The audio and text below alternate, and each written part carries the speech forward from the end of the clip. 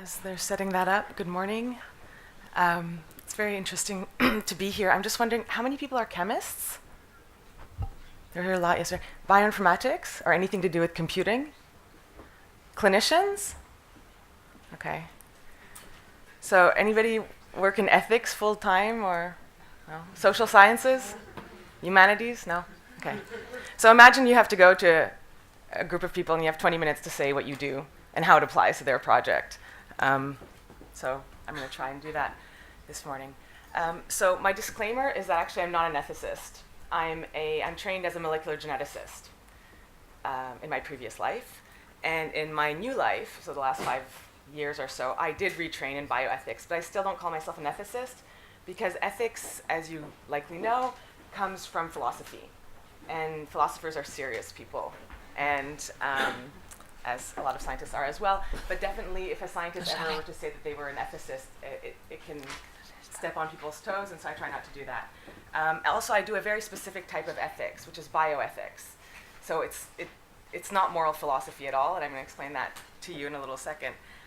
So the team up in Uppsala is headed by Mats Hansen, who is famous or infamous, depends on if you know him, for biobanking. And so he has been involved a lot in BBMRI, which we just mentioned, and I'm also part of BBMRI. So there's a lot of overlaps there with biobanking infrastructures and what Phenomenal is about. But I actually don't know so much about Phenomenal, in fact, so I'm just learning about it. And what I'm going to talk to you about today is what I do in genomics and a little bit in my projects like BBMRI, but not so much, to see what the crossovers are. So I'm just going through my slides in my head. So no, it's okay. Yes, so basically, right. So if you're getting a bioethics presentation, it will really depend who's presenting to you. So if it was a philosopher, you might be going through more conceptual issues, such as, I don't know if any of you have ever done the trolley experiment. Have you ever been asked if there was one person, if you were driving a train, as one does, if you're driving a train and the brakes didn't work, okay, and you have to drive the train, and there's one person on the track in front of you who cannot leave the track, okay? And on another track, there are there are 5 people in front of you that cannot leave the track, and the brake doesn't work on your train. So if you don't do anything, 5 people will die. If you can turn the train to the right, there's only one person. So the question there is, what would you do? You can't brake, so somebody will die. It will either be 5 or 1. That's a trolley experiment question. So have you done this before? Well, that's what a philosopher would do. And basically the whole thing is super fun to do. I'm going to skip it now because I don't have that much time. But basically that will show you if you think more as a deontologist, so somebody who just wants to follow rules, often they were religious rules, or it could be legislative rules. Or if you're, let's say, utilitarian, somebody who wants to maximize the most benefits for the most people. So basically, if you swerve and only want to kill one person instead of 5, that decision is often labeled as being utilitarian. So you're basically saying, I want to kill less people. But then we change up the trolley experiment, and we basically make you choose as if you're a deontologist, and you say killing is wrong. So it's just to show those two things, and that's what a philosopher would usually talk about. So I'm not going to talk about that, even though it's really fun. But I just don't have time, unfortunately. So I'm going to just go through a little bit of what ethics and bioethics is and my point of view. I'll talk about the ethical, legal, and social issues of genomics, and then a little bit about how that can transfer to, so this is the type of genetics I was doing. This is the type of ethics that I do today. I do a lot of different things. So this was actually law, and science does publish some law stuff. And this was specific to anonymity, which I think is also pertinent to what you're doing in Phenomenal. So this is Mats Hansen's group, part of his group. So there's actually a lot of people here. We have health economists, we have a lot of philosophers, we have clinicians, I'm the only scientist, nurses, physiotherapists, etc. And so we're all looking at bioethical issues. And what's important here as a multidisciplinary approach is that, for example, if you're looking at the issue of consent, which I think you are looking at a little bit here, if you're talking to a lawyer, they're just going to talk to you about the law. If you're talking to an anthropologist, they're going to talk to you about what they might have studied in a group not necessarily a tribe, but in another research project, and they're all true. They're just different. So you should just keep that in mind. So what I'm going to tell you today is true, but it's a special type of bioethics. So I do ethical, legal, and social issues research, and this is really something that grew out of the Human Genome Project in the 90s. So Francis Collins, who was the head at the NIH on this project, really, or not just him, but the whole group had said that ELSI research was going to be part of genomics in society, genomics in biology, genomics in healthcare. So it is really a whole area of research that should be given as much space and potentially money and time, but it isn't necessarily, and a lot of people don't even know what it is. And I'm pointing this out because I had a particularly brutal grant writing session this spring. As you know, there are some Horizon 2020 deadlines, and so people call me and say, "Hey, do you want to be work package leader for our ethics work package?" And I say, and I say, well, maybe. And then they say, because we have people who have ethics expertise, but they have day jobs. So that's a little bit like saying I have a body, so I'm an expert in biology, but I'm just not going to lead a biology work package. So this is basically to say, it's not, I don't know if it looks negative to you, but it's basically to say that in academics we have these silos of different research, right? So there's, if you will, in this case, well, I'm going to take genetics, okay? So there's genetics, so there's a geneticist working there, and then there's, let's say, Matz's group. And we're not in the same place, and we don't do the same things. But to be able to do our jobs well, we should be talking. So we should, in some way, get rid of the silo walls, but in another way, we should also be saying, hey, you're a field. Nobody would ever tell genetics that they're not a field, and that if you're interested in genetics, you have that expertise. But ethics and bioethics often gets that little, brush off, because everybody can talk about moral issues. So in a way, I understand why they do that. But another way, if you want it to be done well, research needs to be done. So I'm a researcher. I'm not on an ethics committee, approving or disapproving your research. Whether that's a good thing or a bad thing is another issue. But I don't do that. I'm not a police person. I don't go around saying you're unethical, you're ethical. But I do research and guide people on how they can do responsible research. So this is an example of how ELSI research can lead to good policy. So it's not just about letting people do their work well, so scientists do their work well. It's also about saying, hey, if we have a bit more ELSI research, maybe the recommendations about how to do the science will also be useful. So this is about whole genome sequencing in newborn screening that was done with a lot of different societies, but initiated by the European Society of Human Genetics, ELSI board, of which I'm a member. So the work that I do is basically looking at ethical, legal, and social issues of new technologies in genetics and genomics. So next generation sequencing is a big one, participant-centered research initiatives, basically do-it-yourself genomics, if you will, and consumer genomics. Potentially all aspects that will be relevant to Phenomenal, and more recently gene editing. And I can't really put that one in with Phenomenal, but it's really interesting if any of you are interested. So one of the things that I do, it's not the only thing, but I really look at how things can be translated from the lab to the clinic. So I look at the ethics, I'm going to call it ethics or ELSI, I'm using them interchangeably. I look at the ELSI in research when something is in research, so next generation sequencing in research. What are the ethical issues? And then I could look at next generation sequencing in the clinic.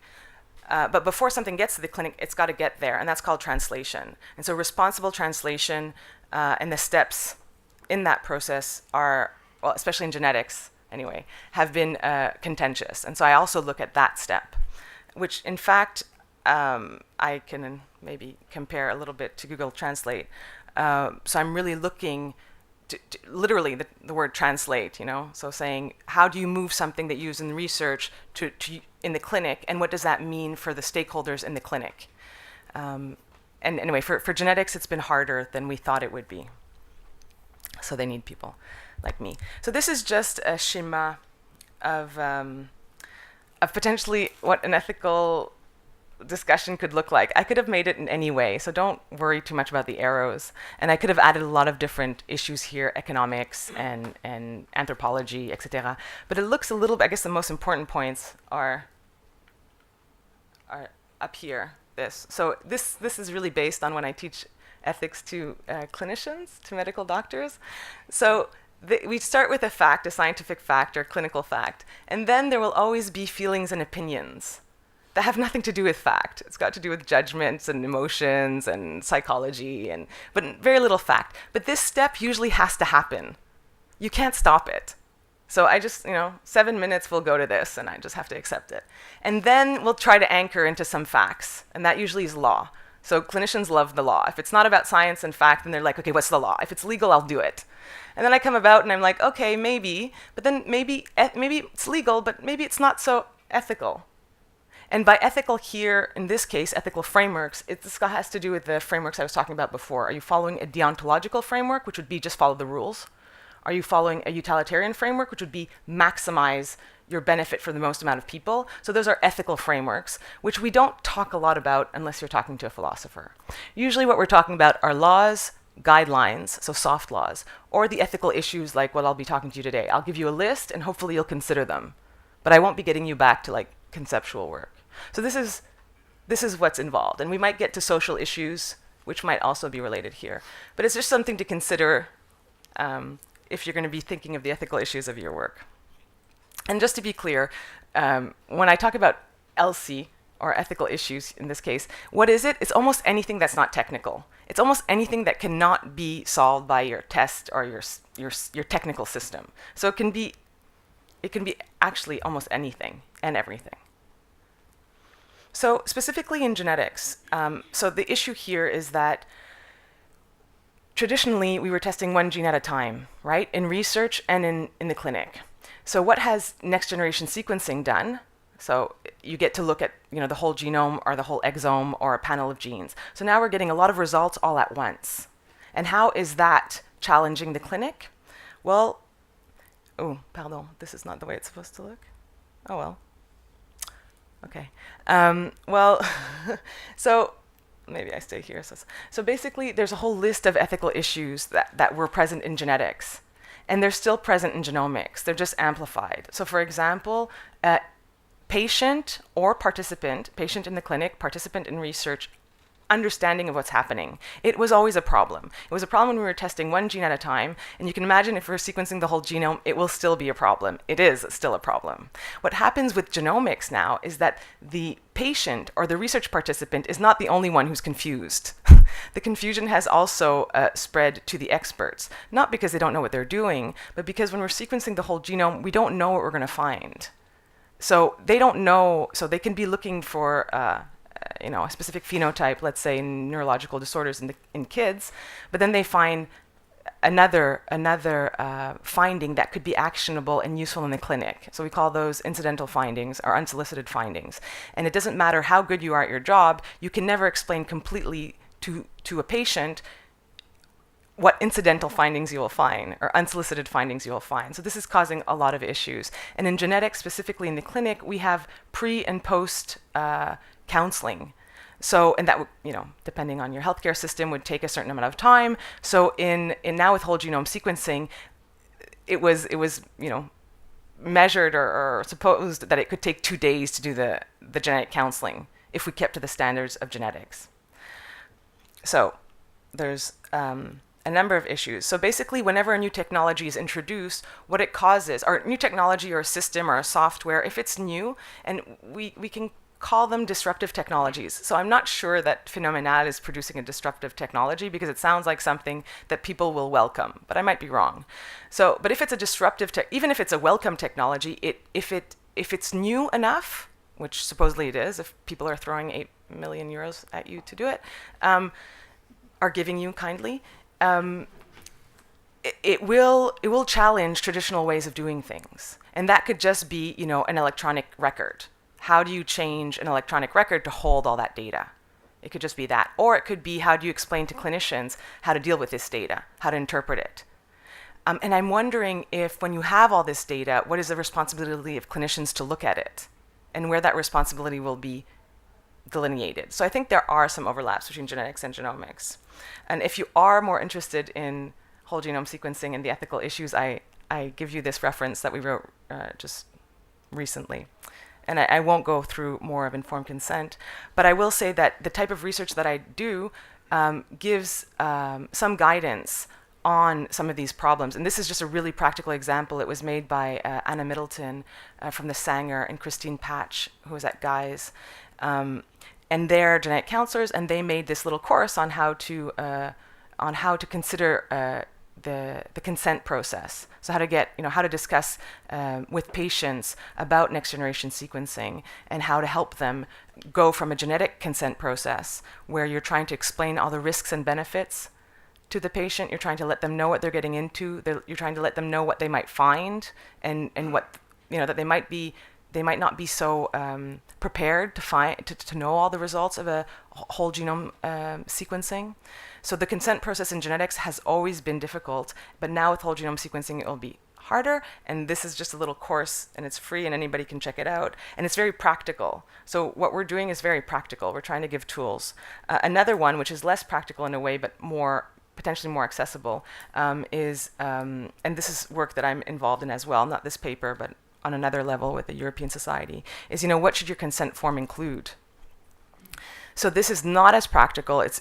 It's before the practical step, but it's saying, consider all of these things.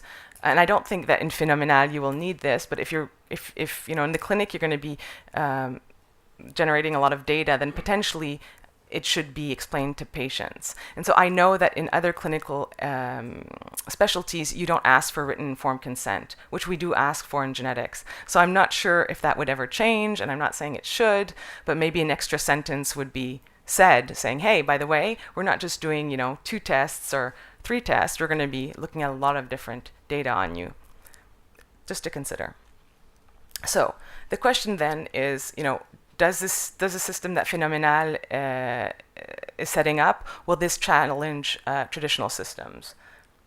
So if it does, how? How is it challenging the traditional system? Would it change the doctor's role, responsibilities, or job in any way? Would it change the doctor-patient relationship in any way? Or would it change the doctor-lab relationship? Does that get more complicated? I don't know. I'm not exactly sure of who is actually using the infrastructure. It sounds like a lot of people will be using it, and of course the more people that use a new system, the more you have to educate all these different stakeholders, which is also one of the issues. I think this is a huge one, and probably obvious. How is the data stored? For how long? By whom? How safe is it, as it's been alluded to originally? But also, how will it be used again for secondary use? So if somebody comes in for clinical purposes and you do this metabolome analysis, then you have all this data, which is the same thing we have in genomics. So there's this imperative to do research with it. So the first use was for clinical diagnosis, but then you're going to want to do research on it, and that's a huge point for the consent process. Patients need to know that, and that usually you do need a written informed consent. So that's probably the key, the one thing that I know about the project that you will need. And of course, you'll have to look into laws. Does this system challenge any laws, existing laws?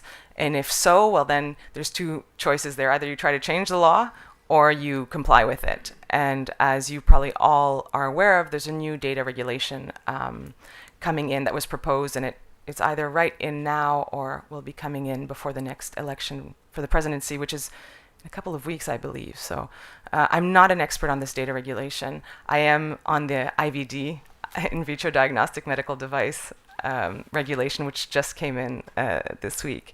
But I'm sure you can find some lawyers who are to help you out with that.